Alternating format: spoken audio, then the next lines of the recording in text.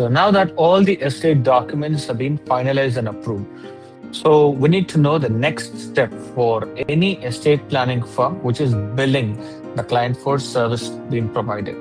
So traditionally, this involves manually drafting invoices, calculating fees, and preparing PDFs, which takes time and increases the possibility of errors. But with Zoho Writer, the entire invoicing process becomes automated.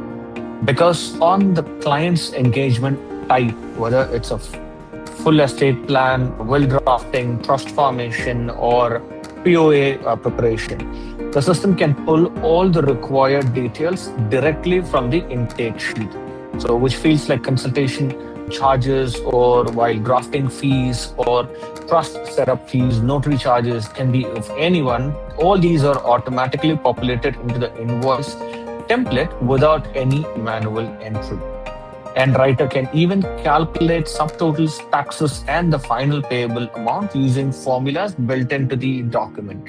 Once the invoice is generated, which can be saved as a PDF or sent to the client instantly, and they receive it with a secured way like OTP protected document sharing. So, Sam, can this entire workflow from pulling data to sending the final bill really be handled end to end inside Zoho Writer?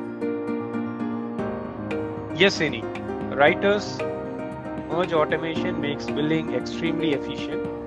We'll take the engagement details from the sheet, merge them into the invoice template, let Writer calculate all these totals automatically, and finally send the invoices as a secure PDF to the client. Let me walk you through the final demo of today's session, which is the generation of invoice.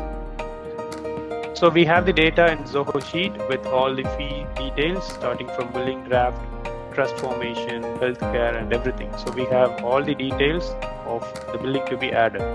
So this will be the data source for our invoice generation. So as mentioned earlier, again, we are going to create a merge template. Again, we are going to use Zoho sheet as the data source.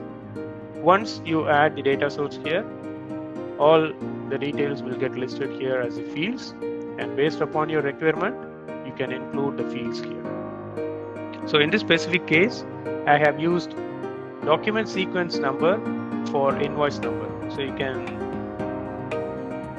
generate document sequence number depending upon your organization's requirement. And then I have used table for calculating or listing all the fee details.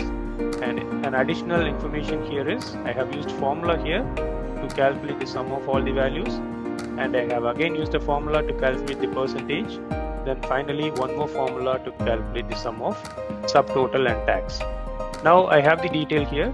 I have used table reference referencing the final value to showcase here, which is the total amount due. I have also used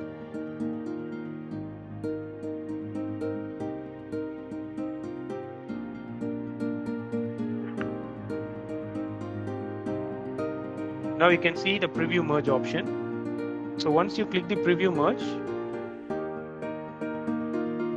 let me show you an interesting functionality here. For Emma, you can see the billing draft fee is 450, but for the other user, the billing draft fee is not listed. So it is not necessary to list a value which has 0 in it. So for that, I have used row condition. Let me show how this is achieved in Zoho Writer. So in this table, I have used row condition,